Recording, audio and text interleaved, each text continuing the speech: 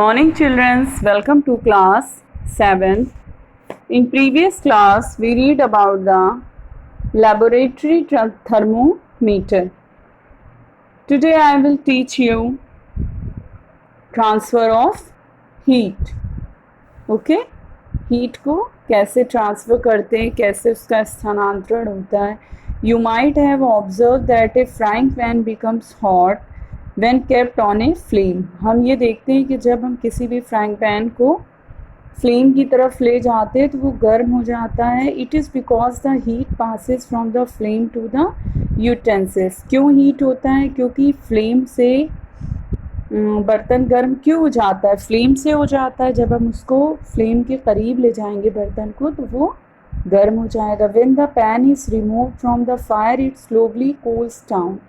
और जब हम उसको हटाएंगे फ्राइंग पैन को फ्लेम के पास से तो वो धीरे धीरे ठंडा होने लगता है. Why does it cool down? क्यों ठंडा हो जाता है? The heat is transferred from the pan to the surroundings.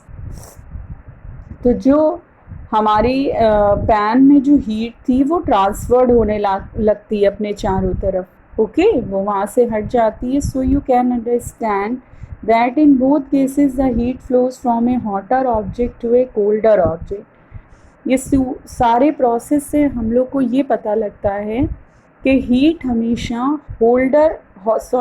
Hotter object से कोल्डर ऑब्जेक्ट की तरफ जाती है, हमेशा गर्म से ठंडे की तरफ जाती है. In fact in all cases heat flows from a hotter object to a colder object. वास्तव में सारे केसेस में हीट जो है फ्लो करती है हॉटर ऑब्जेक्ट से कोल्डर ऑब्जेक्ट की तरफ. How does heat flows? किस तरह से हीट फ्लो करती है, स्थानांतरण होता है? Let us investigate. आइए हम इसकी खोज करें. एक्टिविटी 4.6. टेक ए रॉड और flat strip of a metal से ऑफ एल्युमिनियम और आयरन. एक रॉड लेंगे या मेटल की एक फ्लैट स्ट्रिप लेते हैं एल्युमिनियम या आयरन की. Fix a few small wax pieces on the rod. फिर छोटे छोटे मोम के टुकड़े लेते हैं जो कि रॉड को थोड़ी थोड़ी दूर पे लगा देते हैं. These pieces should be at nearly equal distances. उनको थोड़ी थोड़ी दूरी पर, इक्वल लेकिन डिस्टेंस हो, एक जैसी दूरी हो, उस पर थोड़ी थोड़ी दूर पे लगाते हैं. Clamp the rod to a stand. फिर उसके एक सिरे को एक स्टैंड पे बांध देते या लगा देते, फिक्स कर देते. If you do not find a stand you can put one end of the rod in a between bricks. अगर आपके पास स्टैंड नहीं है तो उस रॉड को हम 2 ब्रिक्स के बीच में लगा देते हैं. Now heat the other and of the rod and observe. फिर क्या करते हैं कि रॉड का जो दूसरा सिरा होता है वहाँ से एक कैंडल उसको फ्लेम देना शुरू करते हैं. What happens to the wax pieces? तो फिर हम देखते हैं कि क्या होता है. Do you these pieces begin to fall? देखते हैं कि जो वैक्स यानी मोम के जो टुकड़े थोड़ी थोड़ी दूर पे थे वो गिरना शुरू हो जाते हैं. Which pieces fall the first? Do you think that heat is transferred from the end nearest to the flame to the other end? तो हम ये देखते हैं कि जो वैक्स का फर्स्ट टुकड़ा था जो फ्लेम के बिल्कुल करीब था वो सबसे पहले गिरता है ना. तो इससे ये पता लगता है कि हमारा जो हीट होता है वो सबसे पहले करीब उससे, मतलब हॉटर ऑब्जेक्ट से कोल्डर ऑब्जेक्ट की तरफ, अभी मैंने पहले बताया था, तो जाता है. The process by which heat is transferred from the hotter end to the colder end of an object is known as conduction. ऐसा प्रोसेस जिसके थ्रू आपकी हीट हॉटर ऑब्जेक्ट से कोल्डर ऑब्जेक्ट की तरफ जाए उस प्रोसेस को हम क्या कहते हैं? कंडक्शन. कंडक्शन को हिंदी में कहेंगे चालन. In solids generally the heat is transferred by the process of conduction. अगर हम किसी भी सॉलिड्स में भी देखें तो हीट हमेशा ट्रांसफर्ड होती है इसी चालन के थ्रू, इसी कंडक्शन के through. Do all substances conduct heat easily? क्या सभी पदार्थों में हीट ऐसे ही कंडक्ट होती है, ईजली कंडक्ट हो जाती है? You must have observe that the metallic pan for cooking as a plastic और वुडन हैंडल.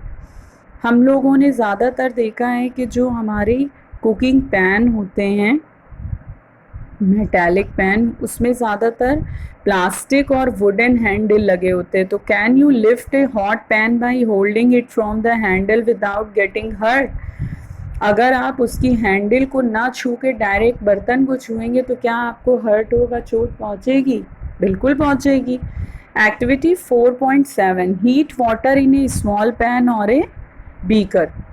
हम एक पैन में गर्म पानी को लेंगे, collect some articles such as a steel spoon, plastic scale, pencil and divider, और कुछ चीज़ों को इकट्ठा करेंगे जैसे स्टील स्पून है, प्लास्टिक स्केल है, पेंसिल एंड डिवाइडर है।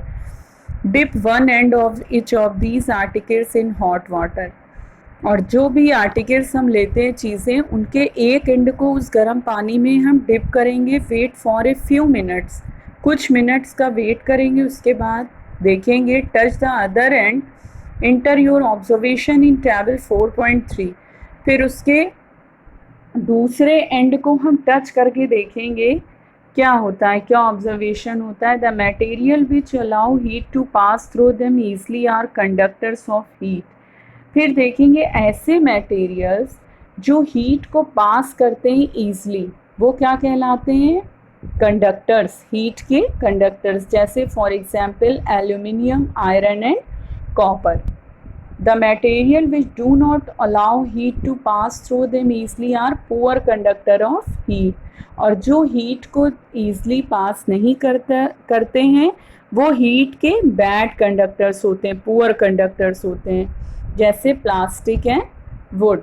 Poor conductors are known as insulators, और जो पुअर कंडक्टर्स होते हैं उनको हम क्या कहते हैं? इंसुलेटर्स। इंसुलेटर मीन्स कुचालक। ठीक है, जिन चीज़ों में हमारी हीट आसानी से कंडक्ट हो जाए, यानी चालक उसका आसानी से वो पहुंच जाए हीट, वो हमारी कंडक्टर्स ऑफ हीट कहलाते हैं, और जिसमें हमारी हीट आसानी से ना पहुंचे वो हमारे इंसुलेटर्स कहलाते हैं। Okay childrens, the water and air are poor conductor of heat. Water और एयर भी हमारे पुअर कंडक्टर हैं हीट के। Then how does the heat transfer take place in this? You understand, children? I hope you all understand. We will continue next topic in next video. Okay, thank you, children.